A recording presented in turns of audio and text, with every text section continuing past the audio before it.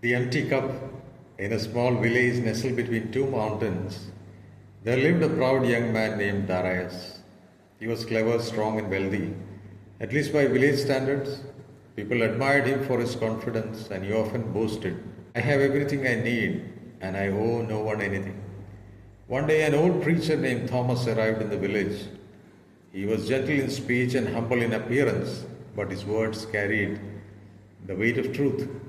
He preached from the hillside about the kingdom of God, and one verse stirred a whisper among the crowd.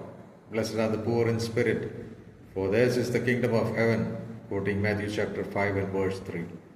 Darius scoffed, poor in spirit, that sounds like weakness, I don't need that. But curiosity got the better of him and he approached Thomas afterward.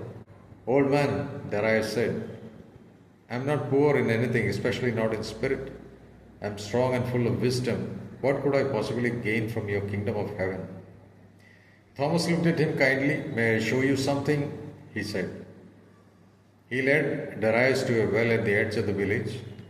Thomas held two cups. One was old and cracked, the other polished and filled to the brim. Which of these cups can I fill with fresh water? He asked. Darius frowned. Well, the cracked one is empty. It can be filled. The other is already full. Thomas nodded. And if the water in the full cup is bitter, then what? Then it must be emptied first, Darius admitted. Thomas looked into his eyes. The kingdom of heaven cannot fill a heart that believes it is already full.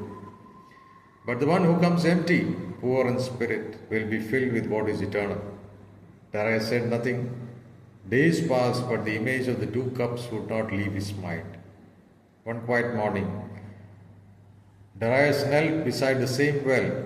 With no one watching, he bowed his head and whispered, Lord, I thought I had everything, but I see now my spirit is dry. Empty me of my pride and fill me with you. From that day on, Darius was no longer admired for his confidence, but for his humility. He became a servant to the poor, a comfort to the broken, and a teacher of the very words he once mocked. He had finally discovered the richness of being poor in spirit. The moral of this story is, true blessing begins when we recognize our spiritual need. Only those who admit their emptiness can be filled with the riches of God's kingdom. Remember, blessed are the poor in spirit, for theirs is the kingdom of heaven. And those are the words of Jesus Christ. Praise the Lord.